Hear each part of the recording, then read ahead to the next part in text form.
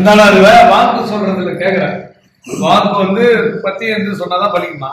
அது வந்து நான் 7 வயசுல இருந்து அம்மா கிட்டே குறி சொல்லு இந்த இதுலயே போயிட்டு இல்லையா, அப்ப இருந்தே எனக்கு வந்து அந்த விரதம் இருந்து சாப்பிட்டு உட்காந்து குறி சொல்றதுக்கு எனக்கு வராது. அந்த இது வரல. சாப்பிடாமே நான் உட்காந்து குறி சொல்லி பழகிட்டேன். 7 வயசுல எனக்கு பாத்துக்காங்க. 7 வயசுல கேடுங்க.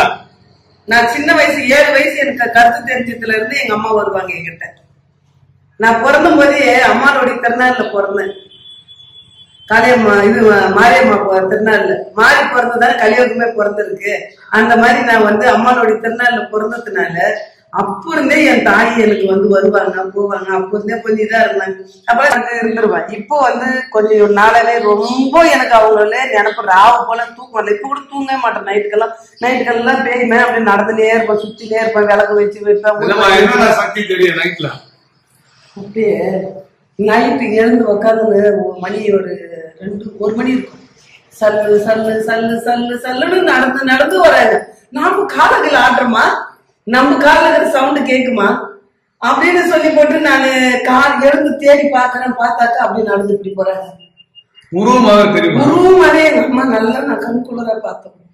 எவ்வளவு ஹைட் இருப்பாங்க நம்மளோட இன்னும் கொஞ்சம் அப்படியே அழகா வருவாங்க. அப்படியே சிரிச்ச முகமா வருவாங்க. கோர பல்லு, இந்த கோர பல்லால வருவாங்க. ஒரு நாள் அம்மாவுக்கு வந்து கோர பல்லு வைக்காத விட்டுட்டேன். ஏமா உனக்கு இதே மாதிரி வச்சு நல்லாவே இல்லையம்மா, எங்களை மாதிரி ஒரு நாள் ஏரியம்மா அப்படின்னு சொல்லிட்டு குளிக்க வச்சுட்டு துணி அலங்காரம் பண்ணிட்டு பல்லு வைக்கவே இல்லை. உனக்கு மாதிரியே வைக்காது, எனக்கு கோர பல்லு வேணும் நினைட்டு அந்த அலங்காரத்தை திருப்பி நான் வச்சு விட்டேன். மறுநாள் காலையில எழுந்து அன்னைக்கு நைட் சொன்னதுனால அந்த அளவுக்கு வந்து என்னுடைய தாய் எதான் சொல்றேன் நானு.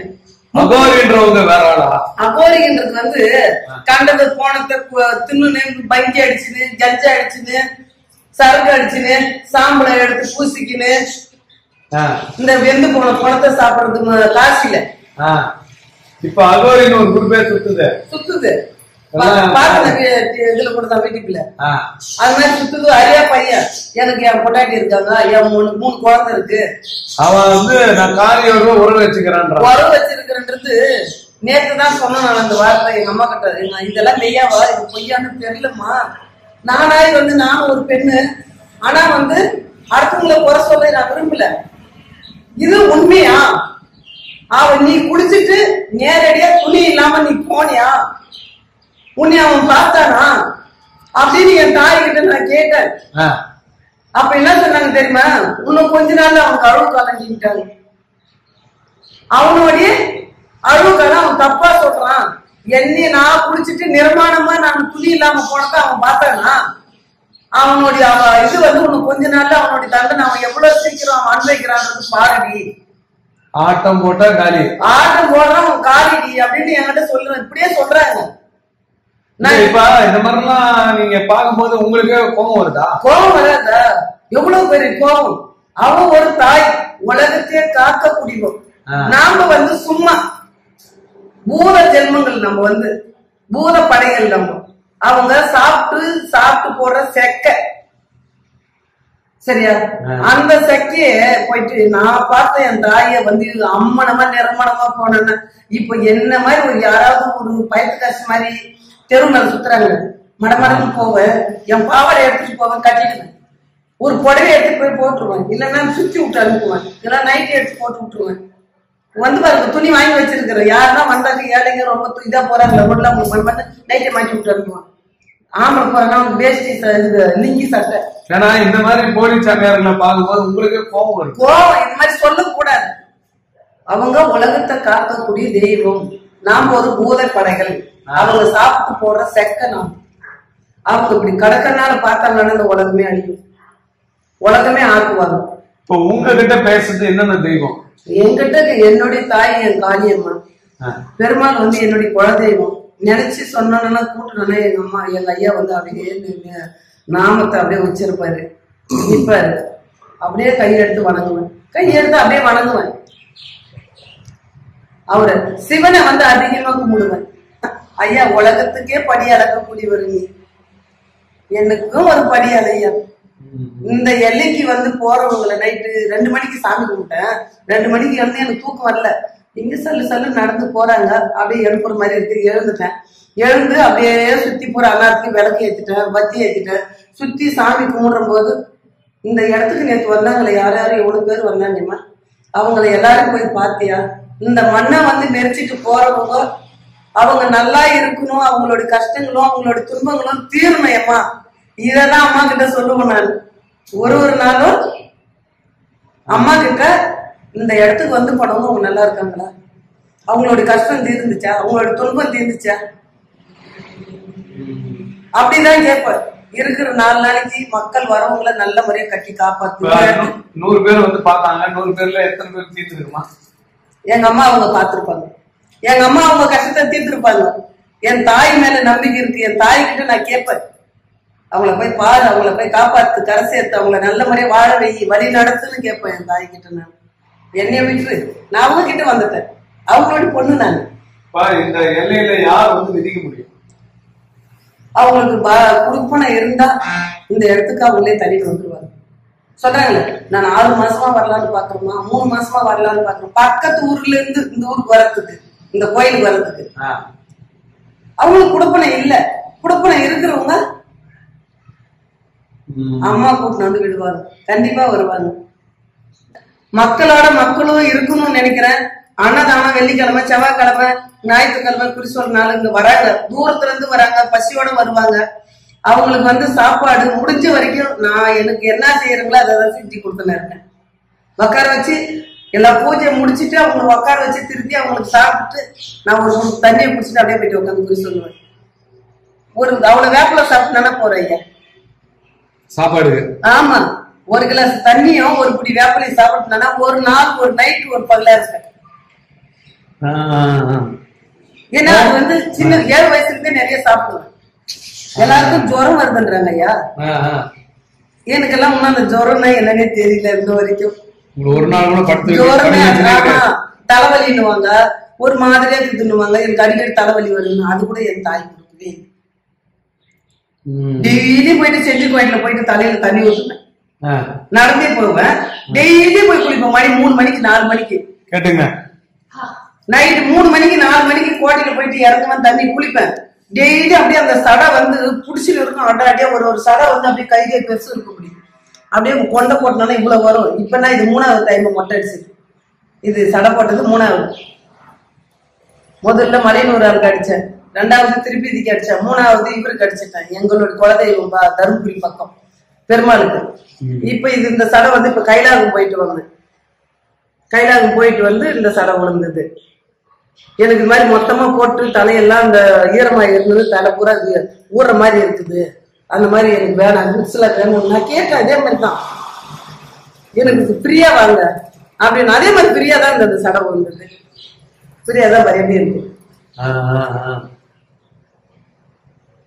நீங்க வார்த்தைகள் ஒருத்தர் திட்டினா என்ன நடக்கும், வாழ்த்துனா என்ன நடக்கும்?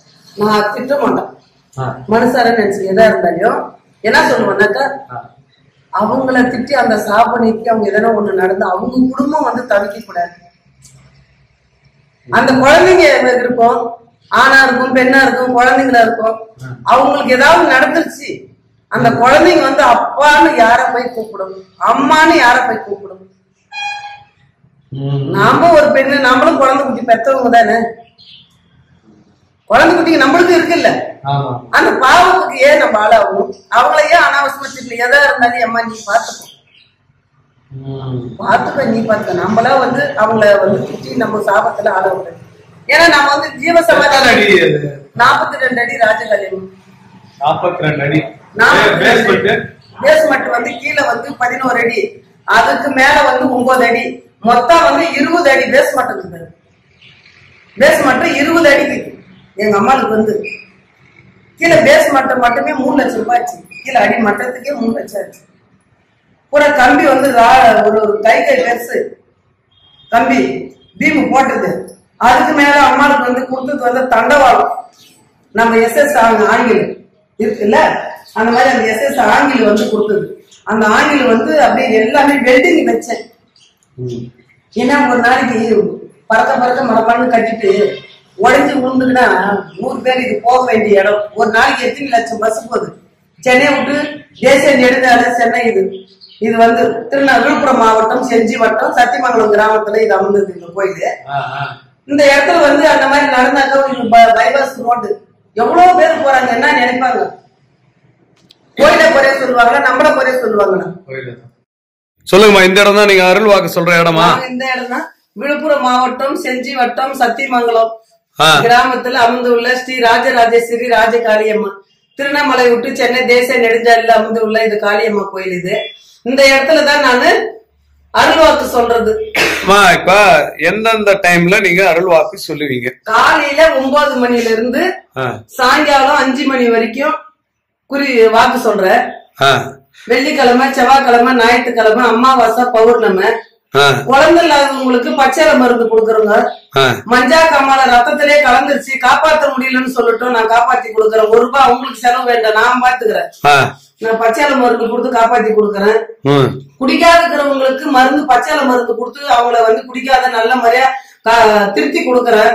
அதாவது குடிகாரர்கள் எல்லாரையும் நீங்க திருத்தி கொடுக்குறீங்க. ஆமா, குடிக்கார எல்லாமே குடிச்சிட்டு ரொம்ப அமங்கலம் பண்ணிட்டு இருக்காங்களா வீட்டுல குடும்பத்துல ஒத்துமை இல்லாம அவங்கள வந்து குடிக்காத அளவுக்கு நான் பச்சை மருந்து கொடுத்து அவங்கள மாத்தி கொடுக்கறேன். பச்சை மருந்து அவனை அடக்கி ஒரே நாள்ல இங்க ஒரே நாள் தான் மருந்து குடுக்கறதெல்லாம் டெய்லி குடுக்கறேன். மெடிசனே நான் சாப்பிடுங்க அப்படின்ற பேச்செல்லாம் இல்ல. காலையில வெறும் வகுத்துல வரட்டும், மஞ்சள் தூள் போட்டு கல்லு உப்பு பன்னீர் ஊத்தி அவங்கள தலையில கீழே உட்கார வச்சு தண்ணிய ஊத்திட்டு குளிக்க வச்சிடணும். இத போட்டு அவங்க தர்தத்தை விளக்கிடணும். குளிக்க வச்சுட்டு அப்படியே கொண்டாந்து எப்படி குடிக்காரன் நீ குடிக்காம இருக்கிறதுக்கு ஒரு இடத்துக்கு கூட்டு போறோம்னா எப்படி வருவான்? வராங்க, சும்மா கோயிலுக்கு போலான்னு சொல்லி வாடான்னு கூட கூட்டின்னு வந்துடுறாங்க. இப்ப ஒருவேளை அவங்க வர முடியலன்னா யாரு அவங்க சார்பா வரலாம்? அவங்க சார்பா யாரு வந்தாலுமே வேலை இல்லை. அவங்கன்னா நேரடியாவே வரணும். குடிக்கிறவன் தான் வரணும். ஆமா, குடிக்காதான் கோயிலுக்கு போயிட்டு வரலாம் வான்னு கூட்டு வந்தா போறேன். இங்க வந்து அவன் அடாவடியே கிடையாது, சாதகமா ஆயிடுவான். சைலண்டா எல்லாம் கம்மனு நம்ம கொடுத்தாக்கா இந்த மாதிரி கரெக்டா எல்லாம் எழுதி வாங்கி அந்த அம்மாளுடைய சூளத்துல கட்டிட்டு பச்சையில மருந்து பேசிந்து அம்மாளுடைய நாவல் எங்கதான் ஒட்டுவேன். அவங்க தள்ளி விட்டாதான் அந்த மருந்து வந்து அவங்க கொடுத்தாதான் நான் எடுத்து கொடுப்பேன். அதுல ஒட்டிட்டுனா எதுவுமே செட்டிங் எல்லாம் கிடையாது. நான் அதெல்லாம் ஒண்ணுமே தேவையில்லை. அம்மாளுடைய நாவல மருந்தை பேசிந்தி ஒட்டி விட்டுட்டு அவனுடைய ஆணவத்தையும் அலம்பாவத்தையும் ஆளை விட்டு கூப்பிட்டு கேட்டு அடக்கி நான் கொடுக்கறேன். நீ இறங்கி வான்னு சொல்லி சத்தியவாக்கு குடியம்மா அவனை அடக்குன்னு சொன்னாக்கதான் நான் மருந்து கீழே வந்து விடும். ஒருவேளை இப்ப குடிக்க மாட்டேன்னு சத்தியம் பண்ணிட்டு அவன் குடிச்சானா ரத்தமா வாந்தி வருது. ரத்தமா வாந்தி வருது. வீட்டுல வந்து கணவன் மனைவிக்குள்ள ஒத்திமை வராது. அப்படியே தலை பூரா சுத்தம். அவனுக்கு பயத்தக்கார மாதிரி ஆகுவான். சாப்பிட முடியாது, எங்கன்னா விழுந்து அடிபட்டுரும். அந்த மாதிரி ஆயிடுவான். நான் பண்ணதெல்லாம் தப்புன்னு சொல்லிட்டு தூக்கின்னு வராங்க. எத்தனை பேரு கொண்டு போயிட்டு பொண்டாட்டி கரும்பு கட்டுறதுக்கு கையில விட்டுட்டு மருந்து நான் போய் காளியம்மா என்ன பண்ண போறா அந்த ராஜகாளியம்மா நான் போய் குடிச்சிட்டு வரேன்னு சொல்லிட்டு குடிச்சிட்டு ரோடே தாண்டாதுக்கு முன்னே அடிச்சு காலெல்லாம் போயிட்டு இருக்குது. அப்படியே தூக்கி இங்கதான் வருவாங்க. நம்ம இதுல இருந்து பாண்டிச்சேரியில இருந்து கூட ரத்தமா வாந்தி எடுத்துன்னு மூச்சு மேல் மூச்சு கீழ் மூச்சு வாங்கின்னு வரோம். உடனே அந்த கட்டை உடைச்சிட்டு அவனுக்கு போட்ட கட்டை உடைச்சிட்டு ஏம்மா இப்படி பண்ற தெரிஞ்சும் தெரியாம அருமையா அறியாம நாங்கெல்லாம் வந்து நரகப்பட்ட ஜென்மம் இல்லம்மா. இப்ப குடிக்கிற ஒரு நாள் நான் வர முடியாது ஒருவேளை அடிக்கிறான் அப்படின்னா அவனை எப்படி அவன் ஒய்ஃப் வந்து வருத்தப்படுது. வருத்தப்படுத்துனா நான் எலுமிச்சு மலம் அவங்க வந்து எலுமிச்சு மலம் வாங்கி போட்டோம் என்கிட்ட. நான் மந்திரிச்சு எலுமிச்சு மலம் கொடுக்குறேன். அந்த மந்திரிச்சு எலுமிச்சு மலம் கொடுத்தனாவே அந்த பழத்தை கொண்டு போய் தூசு போட்டு குடுன்னு சொல்லிடுவேன். அவனே மனசு மாறி நம்ம இடத்துக்கு வருவான். போடா நடு போடான்னுட்டு. சம்பந்தப்பட்ட ஆள் வராம எதுவும் பண்ண முடியாதா? ஆமா, சம்மந்தப்பட்ட ஆள் குடிக்கிற குரூப்பு வந்து அவங்க பொண்டாட்டி இல்லன்னா அவங்க அம்மா அப்பா யாராவது வரட்டும் அந்த எலுமிச்சங்கனி வந்து நான் மந்திரிச்சு கொடுக்கறேன். அதை கொண்டு போய் தூசு போட்டு குடுக்கட்டும். அந்த கோயிலுக்கு அவனே நம்ம போலான்ட்டு வந்துருவாமா. ஒரு வாரத்திலே விட மாட்டா, கூப்பிட்டுருவா. இப்ப எனக்கு ஒரு எதிரி பிடிக்காது. அந்த எதிரி என்கிட்ட அமைதியா என்ன அதுக்கு நான் என்ன பண்ணணும்? அந்த எதிரிக்கு அமைதியா ஆகுறதுக்கா அவனுடைய காலடி மண்ணு எடுத்துட்டு வந்தாக்கா அவனை அடிக்கலாம். இல்லம்மா இப்ப ஒருத்தனை வந்து நான் டைரக்டா அடிக்க முடியாது. பின்னாடி அடிக்கிறதுக்கு தானே இது. ஆமா, இப்ப அவன் என்ன மனசை கஷ்டப்படுத்தினவன் தண்டனை அனுபவிக்கணும்னு நான் நினைக்கிறேன். அதுக்கு நான் என்ன பண்ணணும்? அந்த தண்டனை அனுபவிக்கிறதுக்கு அவனுடைய காலடி மண்ணு எடுத்துட்டு வந்தா போதும். சரி, அது இல்லன்னா வேற துணி போட்டா, அதுவும் இல்லன்னா போட்டா இருந்தா கூட சரி திருக்கலாம். எத்தனை நாளுக்குள்ள அவனுக்கு பாதிப்பு இருக்கும்? 21 நாள். எதிரிக்கு கன்ஃபார்மா தண்டனை வந்துருமா? கண்டிப்பா தண்டனை கொடுப்பா.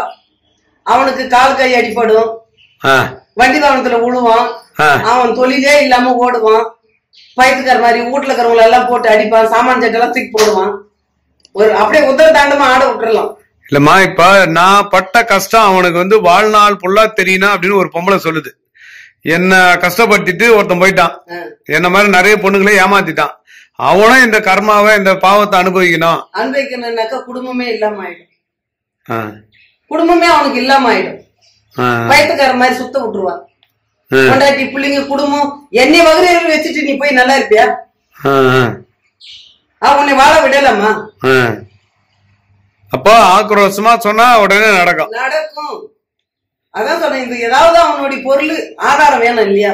ஒருவேளை புருஷன் வந்து சொல்றான், என் பொண்டாட்டி என்ன விட்டு என் கூட ஓட்டான்னு. இப்ப அவன் நல்லா இருக்க கூடாதுன்னு அவன் நினைச்சானா? அவன் நல்லா இருக்கணும், வரணும், அவளை கொஞ்சம் என்ன வசியம் பண்ணி கொடு அப்படின்னு சொன்ன வசியம் பண்ணி கொடுத்துருவேன். இதெல்லாம் கொஞ்சம் அந்த பொருளுங்களை எடுத்துட்டு வையா.